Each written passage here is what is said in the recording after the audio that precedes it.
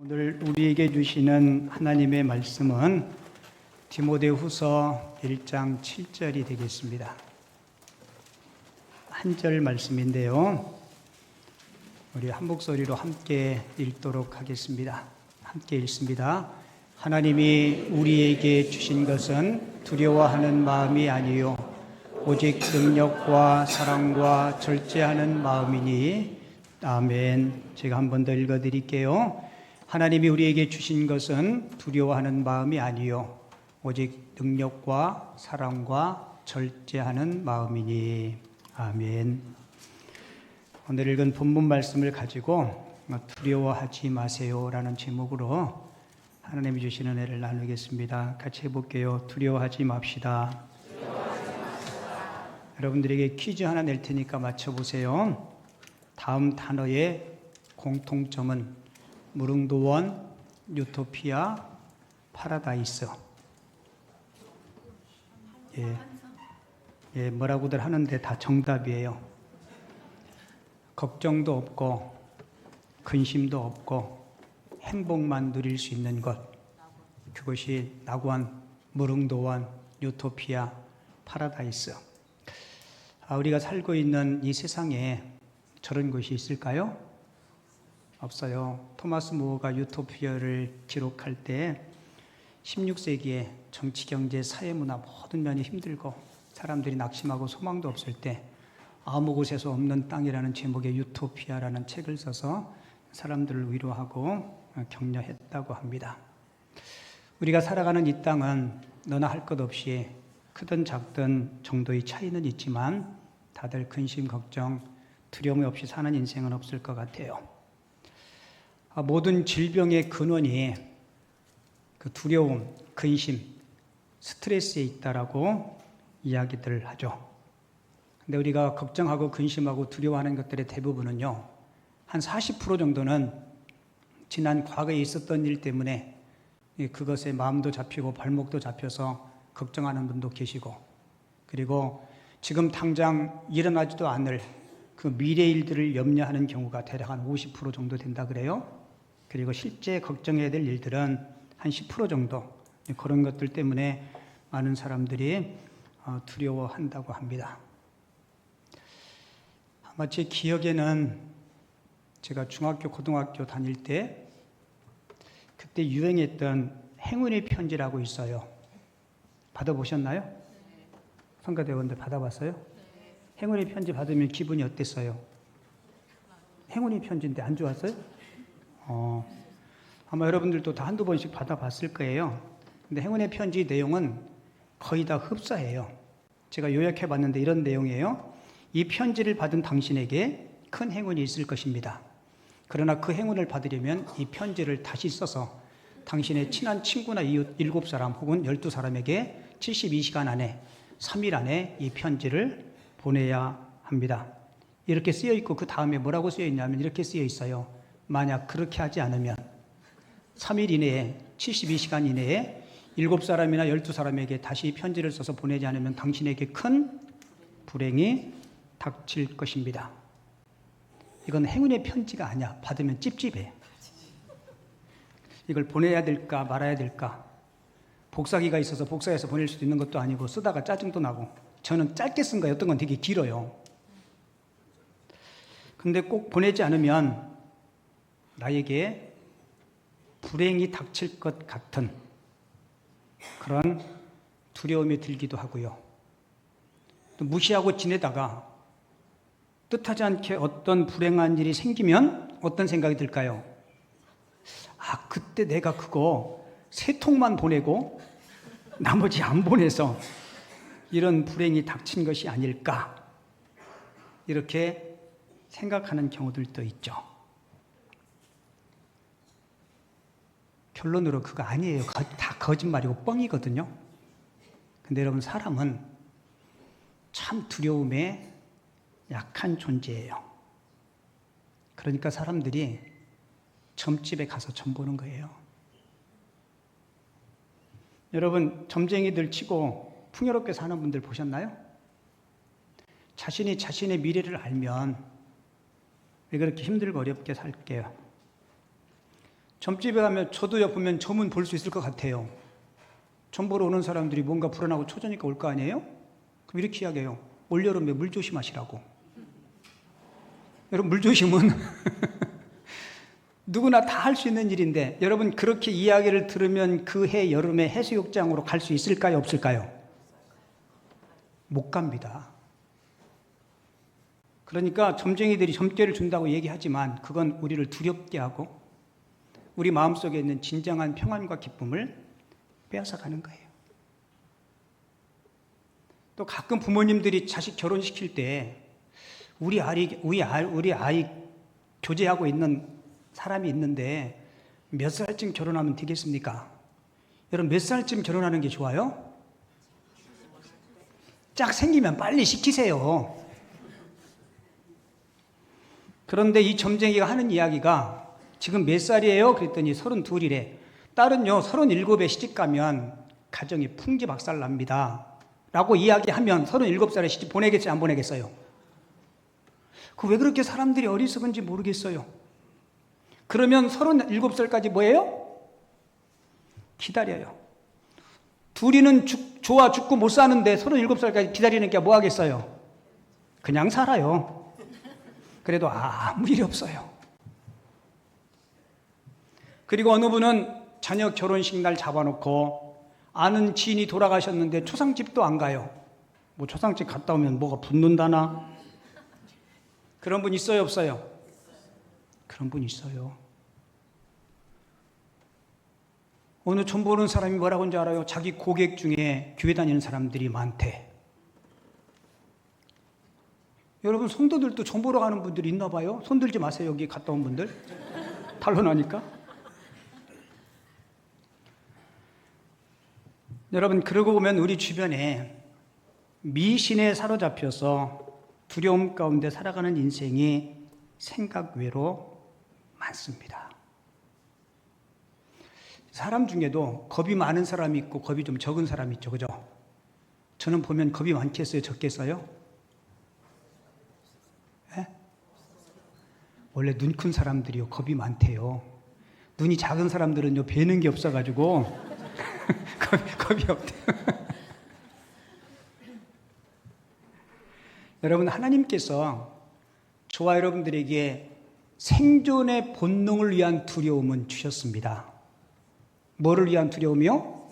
생존의 본능을 위한. 그러니까 높은 데 올라가면 고소공포증 있어요, 없어요? 그죠? 우리 권사님들 중에 이렇게 흔들다리 같은 거 잘 못 건너가는 분 있어요. 밑에 이렇게 투명하면. 저는 별로 그렇게 고소공포증감은 없는데 어느 분은 굉장히 조금만 한 5m만 올라가도요 막 다리가 막 후들후들 걸려가지고 아무것도 못하는 분이 있어요.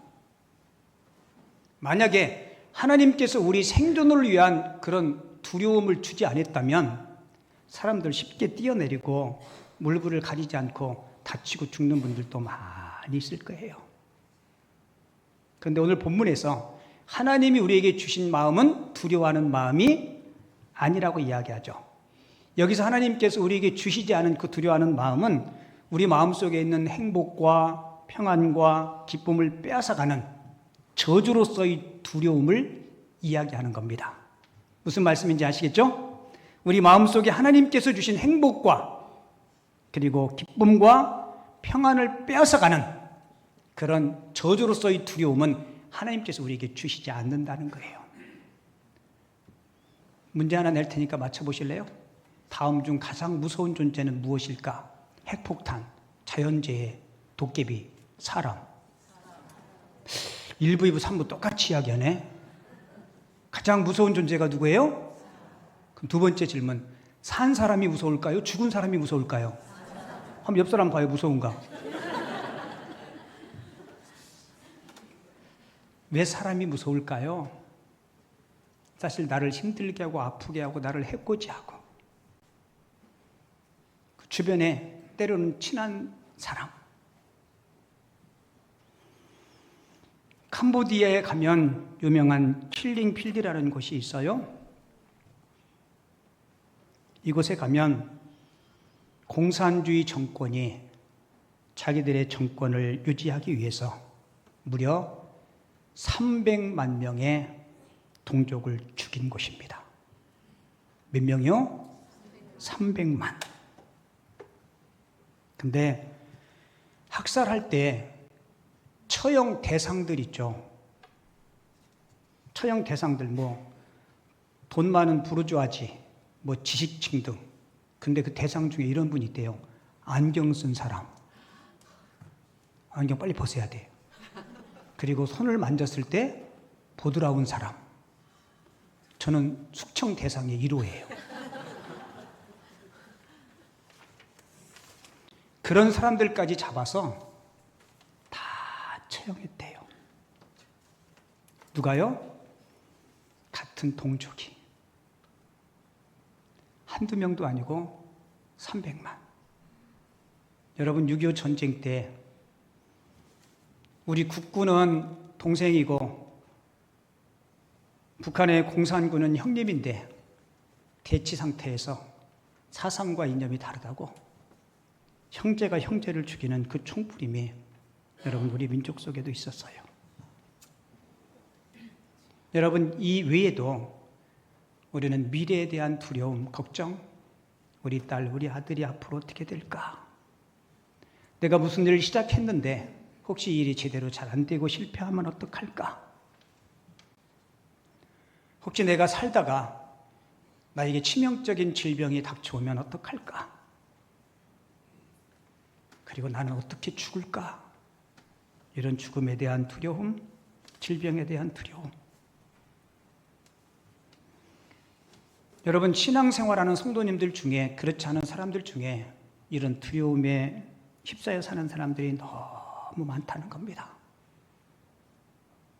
아직 일어나지도 않았는데 내 마음속에 내 상상 속에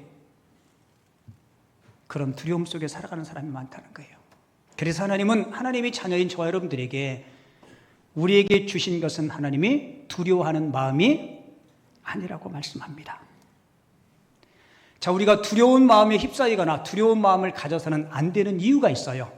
그 첫 번째 이유는 두려움이 우리 삶 전체에 영향을 미치게 한다는 겁니다.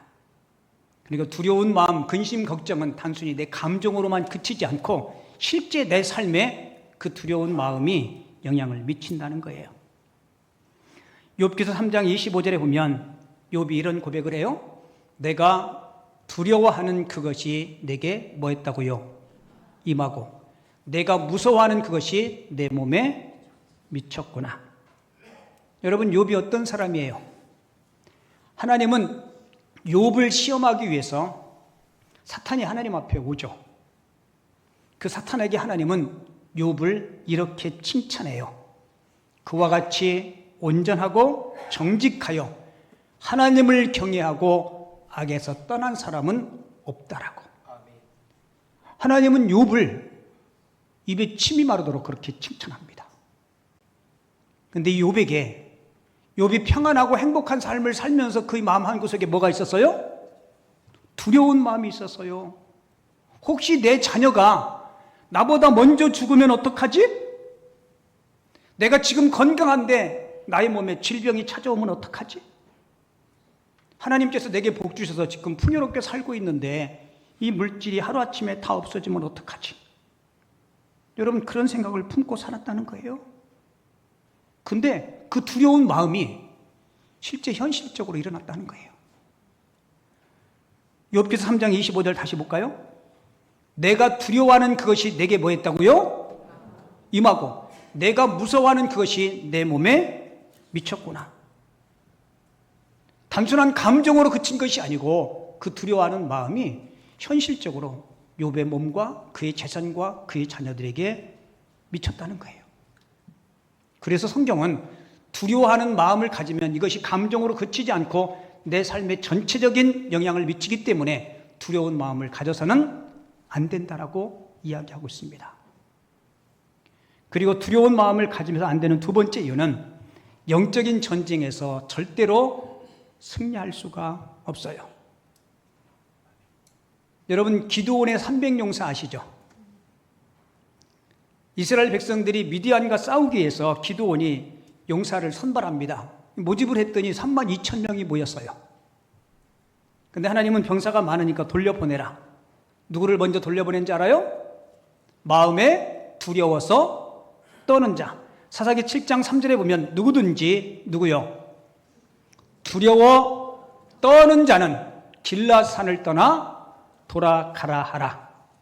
두려워 떠는 자는 가라 했더니 몇 명이 갔냐면 7장 3절 하반절에 보면 이에 돌아간 백성이 몇 명이에요?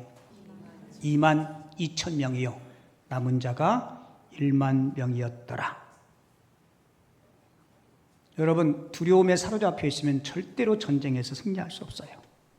모세가 가나안 땅을 점령할 때, 가나안 원주민들을 몰아낼 때, 그때 전쟁에 참여했던 백성들 중에서 모세가 돌려보낸 사람들이 있어요. 신명기 20장 8절 볼까요? 책임자들은 또 백성에게 말하여 이르기를 어떤 자요? 두려워서 마음이 허약한 자가 있느냐? 그는 집으로 돌아갈지니. 제가 이 말씀을 읽다가 지금 대한민국의 사병들에게 저 이 얘기를 하면 다 갈 것 같아. 그럴 것 같아? 안 갈 것 같아요? 우리 대한민국의 국군 장병들을 위해서 진짜 우리가 기도해야 될 것 같아요. 군에서 근무하는 사람들의 이야기를 들어보면 어머니한테 전화 왔는데 우리 아들 거기로 배치됐죠. 예, 그런데요. 우리 아들이 몸이 약하니까 걔는 보초 세우지 마세요. 이런 전화가 온대요. 요즘은 휴대폰이 있으니까 우리 아이 감기 들었는데 감기약은 잘 챙겨 먹였나요? 간부들이요, 걔 집으로 돌려보내고 싶대. 돌려보낼 수 없잖아요.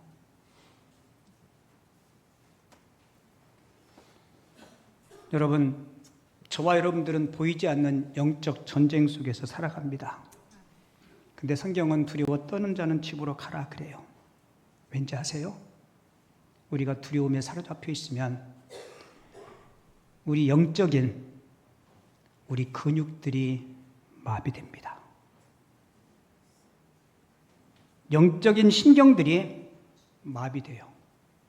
그러니까 두려움에 사로잡히면 하나님의 말씀도 기억나지 않습니다.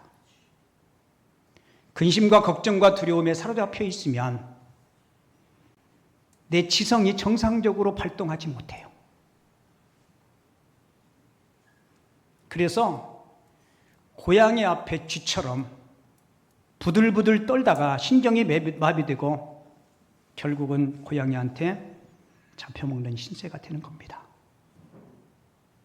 사랑하는 성도 여러분, 저도 여러분들도 어떠한 위기와 상황 속에서도 두려움이 여러분들이 마음에 자리하지 못하도록 하나님의 말씀이 여러분들의 심령 가운데 충만할 수 있기를 주님의 이름으로 축원을 드립니다. 그리고 우리가 두려워하는 마음을 가져서는 안 되는 세 번째 이유는 나뿐만 아니라 내 주변 가족들, 이웃들을 낙심케 만들기 때문에 그래요.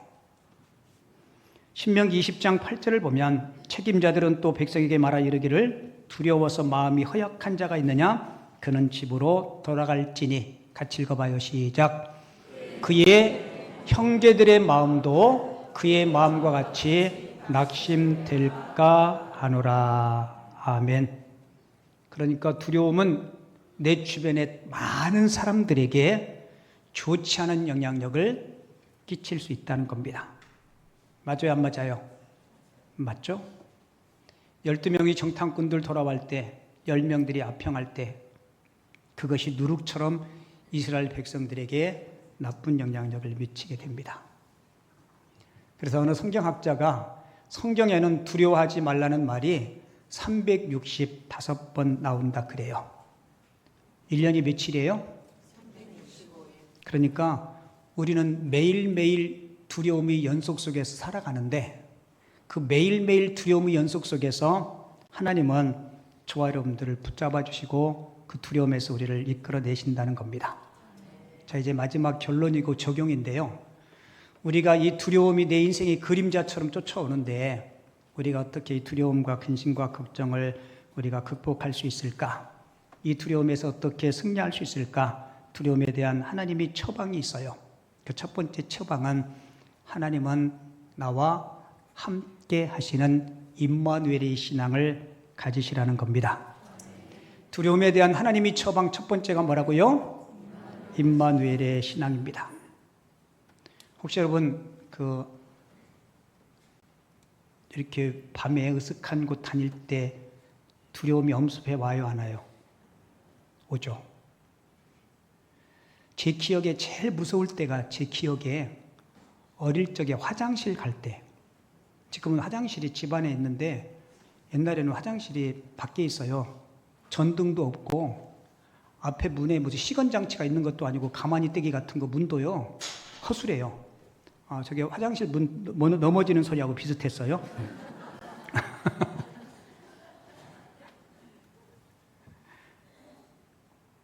그런 경험 있어요, 없어요? 참다 갑니다. 화장실에 무서워서. 그러면 가면 어떻게 해야 돼요? 부두둑 한 번에 나와야 되죠. 근데 무섭고 두려우면요, 이게 꽉 관력근이 잡고 있어가지고 안 나와. 죄송해요, 점심 먹기 전에 그런 얘기해서. 저는 주일학교 때 교회 다녔거든요. 화장실에 앉아서 똥 누면서 괜찮아, 나는 안 무서워, 하나님은 나와 함께 하셔. 그럼 안 무서울까요? 아니, 그래도 무서워. 그 무서운 건 무서운 거예요. 어떤 분은 무서우면 막 소리도 지르고 괜찮아, 화이팅 화이팅 화이팅, 뭐 그런 게 어디 있어, 도깨비가 어디 있어. 그리고 막 노래도 부르고 막 춤도 추고 막 뜀박질도 하고, 어떤 사람은 산에 막 등산도 하고. 근데 여러분 꼭 기억하세요. 내 의지만으로는 그 문제가 해결되지 않는다는 것입니다. 성경에 두려워하지 말라는 말이 몇 번 있다고요? 근데 재밌는 것은요, 하나님은 두려워하지 마, 괜찮아, 이렇게 말씀하지 않고 두려워하지 말라는 그 말씀 전후에 꼭 함께 하신 말씀이 있어요. 뭔지 아세요? 내가 너와 함께 할 것이니 두려워하지 마라. 성경 몇 구절 소개해 드릴게요. 신명기 7장 21절, 너는 그들을 두려워하지 말라. 너희 하나님 여호와 곧 크고 두려우신 하나님이 너희 중에 계심이라. 가나안 원주민과 피 튀기는 전투를 해야 되는데 두려워 떨고 있는 그들에게 두려워하지 마라. 크고 두려우신 하나님이 너와 함께 하시리라. 모세의 뒤를 이은 여호수아가 이제 가나안 점령을 앞에 두고 이스라엘이 지도자가 됐는데 여러분 얼마나 두려워요.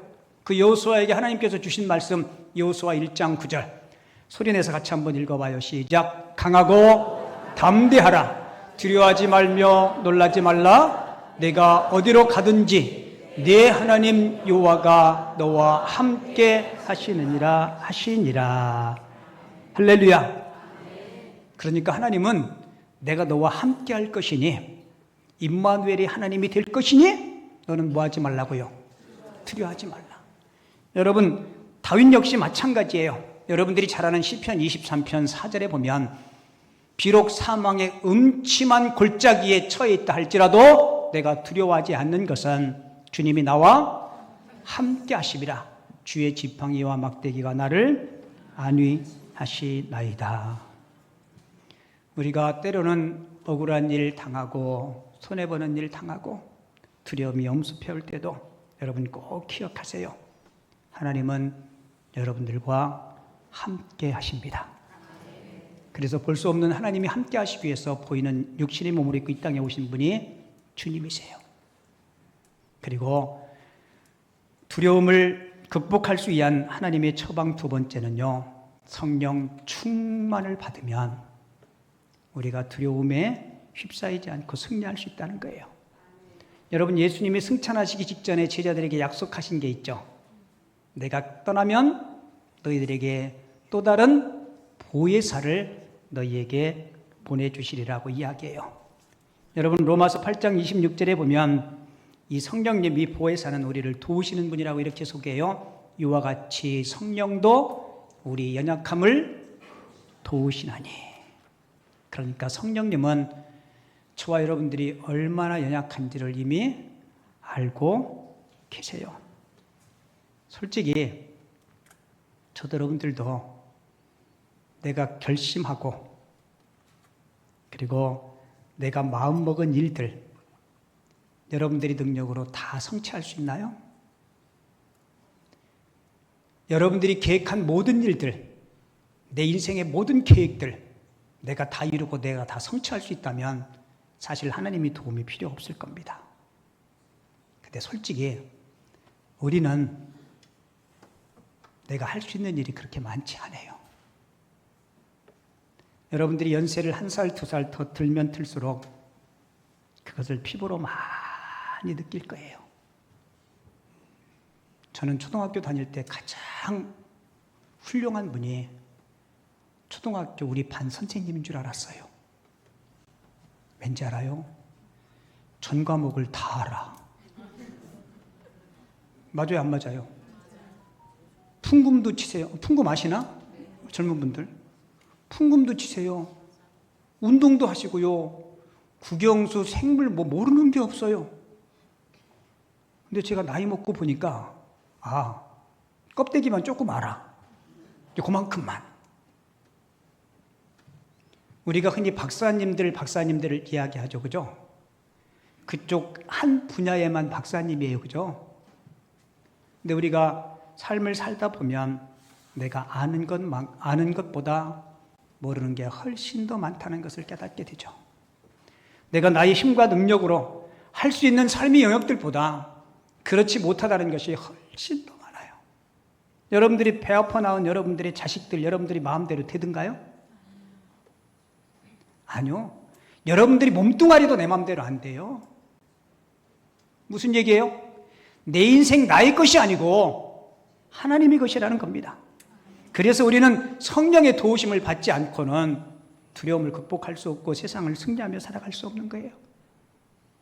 이 보혜사라는 말이 성경의 용어로는요, 파라클레토스라고 이야기하는데 내 곁에서, 어디서요? 내 곁에서 나를 도우시는 분. 누가요? 성령님이. 바울이 그렇게 고백하잖아요. 성령도 우리 연약함을 아시기에 우리를 도와주신다라고 이야기해요. 그래서 우리 안에 성령 충만하면 두려움의 정도가 많이 줄어들 줄을 믿습니다. 자, 신약 성경에 보세요. 성령 충만했던 예수님의 제자들. 베드로가 성령 충만하기 전과 성령 충만 이후가 완전히 판이한 삶을 살죠. 사도 바울도 보세요. 바라기는 저도 여러분들도 내 안에 성령께서 내 마음과 내 생각을 지배할 수 있도록 여러분들의 마음 문을 여시고 하나님의 말씀에 아멘으로 순종할 수 있기를 바랍니다. 성령 충만은 곧 말씀 충만이에요. 여러분들이 말씀에 순종하지 않으면서 성령 충만을 바라는 것은요, 어불성설입니다.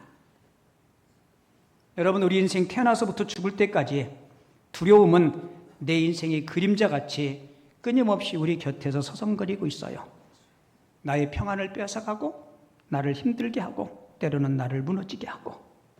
하지만 우리가 두려움을 가져서는 안 되는 그 이유, 두려움은 나의 감정의 영역에만 머무는 것이 아니고 내 삶 전체에 영향을 미친다 이야기했죠. 그래서 두려운 마음을 가지면 안 돼요. 그리고 이 두려운 마음을 가지면 안 되는 또 한 가지 이유는 영적인 전쟁에서 실패하게 됩니다. 그리고 두려운 마음은 나뿐만 아니라 내 사랑하는 내 이웃들, 내 가족들에게 좋지 않은 영향을 끼치기 때문에 그래요. 우리 하나님께서 두려움을 극복할 수 있는 처방 2가지를 주셨죠. 첫째가 뭐였어요? 하나님은 나와 함께 하신다. 두려워하지 말라. 내가 너와 함께 함이니라. 놀라지 말라. 나는 내 하나님이 됨이니라. 여러분들이 삶 가운데, 특별히 우리가 위기 가운데 하나님은 더 강력하게 여러분들과 함께 해주실 줄을 믿습니다. 그리고 내 생각과 내 계획보다 성령 충만함으로 여러분들의 삶에 두려움 없이 기쁨과 감사함으로 승리할 수 있는 우리 모든 성도님들이 되어줄 수 있기를 주님의 이름으로 축원을 드립니다.